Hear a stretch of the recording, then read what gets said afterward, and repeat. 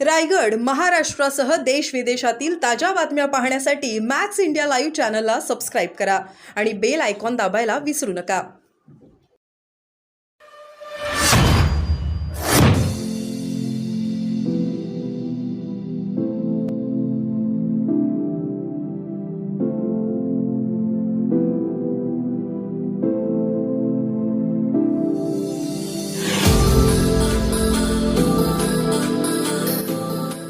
पालिकेच्या पाणी कपातीच्या मुळे मुंबईकर त्रस्त आहे आणि मुंबईच्या शेवटच्या भागापर्यंत पुरेसं पाणी पोहोचत नाही. मुंबई महापालिका आयुक्तांनी याच्यावर तातडीने काम करणं आवश्यक आहे, आमची मागणी आहेच. पण ही परिस्थिती निर्माण का झाली याचा सर्वस्व दोषी आणि पापी जर कोणी असेल तर ते आदित्य ठाकरेजी आहेत. गेली 25 वर्ष महानगरपालिका तुमच्याकडे आहे.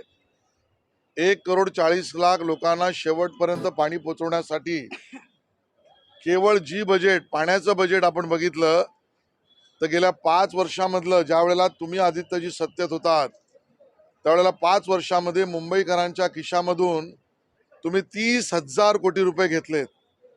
आमचा आदित्य ठाकरेंना सवाल आहे, 30,000 कोटी मिळून सुद्धा उदयनचंद केंद्राला आग लागली कशी? शेवटच्या भागापर्यंत पाणी पोहोचत कसं नाही? 5 वर्षात 30,000 कोटी घेऊन लिकेज कसं होत आहे? 30,000 कोटी घेऊन लिकेजचं टेंडर तुम्ही कोणाला दिलं? त्या ठिकाणी आपल्या वॉटरमेन्स लाईनच्या प्रोटेक्शनचं काम 30,000 कोटी घेऊन तुम्ही का नाही केलं? आणि त्यामुळे या सगळ्या गोष्टी तुम्ही न केल्यामुळे मुंबईकरांना आज भोगावे लागत आहेत. आयुक्ताने तर लक्ष द्यावंच लागेल. आणि त्या ठिकाणी आता डीप क्लिनिंग आणि बाकी सगळ्या गोष्टी स्वच्छ होऊ लागल्या तर यांच्या पोटात दुखायला लागलं. आदित्य ठाकरे यांना मुंबईत होणाऱ्या विकास कामाच्या, सौंदर्यीकरणाच्या आणि स्वच्छतेच्या कामामुळे पोटदुखी झाली आहे आणि त्यामुळे धौती योग त्यांना लवकरच मिळावा अशी माझी अपेक्षा आहे. आज लोकसभेसाठी निरीक्षक म्हणून आता आहे ते नेमण्यात आलेले आहेत. 23 जागेवर हे निरीक्षक नेमलेले आहेत. काय सांगा, कशा पद्धतीने काम? भारतीय जनता पक्षाचा केंद्रीय कार्यक्रम आहे. 29 आणि 1 तारखेपर्यंत त्या ठिकाणी प्रत्येक लोकसभा क्षेत्रामध्ये निरीक्षक जाऊन त्या ठिकाणी बैठकीमध्ये चर्चा करून जी अपेक्षित, इच्छुक अशा पद्धतीच्या नावं केवळ पक्षाला कळवणं एवढ्यापर्यंतच काम या सगळ्या निरीक्षकांना आहे. दुसरीकडे हा?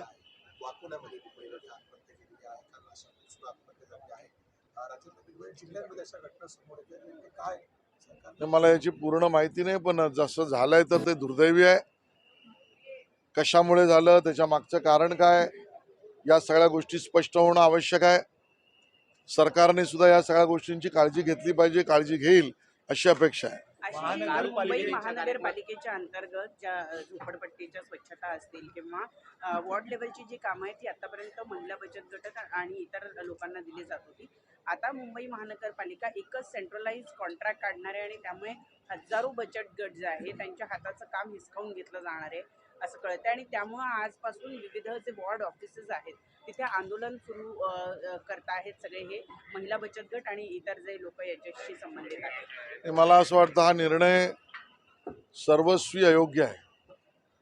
महापालिकेने बचत गटांच्याकडून कामं करून घेणं किंवा बचत गट मुंबईची सेवा करत होते त्याला दुर्लक्षित करणं याला आमचं समर्थन नाही. तुम्हाला अधिकची काही व्यवस्था उभी करायची असेल की जी झोपडपट्टी विभागामध्ये कचरा जमा करणं किंवा स्वच्छता ठेवणं, ती बचत गटांबरोबर अजूनची अधिकची व्यवस्था तुम्ही करू शकाल. पण बचत गटाच्या हाताला त्या ठिकाणी असलेलं काम काढून घेणं हे आम्हाला मान्य नाही. आयुक्तांशी मी स्वतः या बाबतीत बोलेन, माननीय उपमुख्यमंत्र्यांशी स्वतः बोलणार आहे.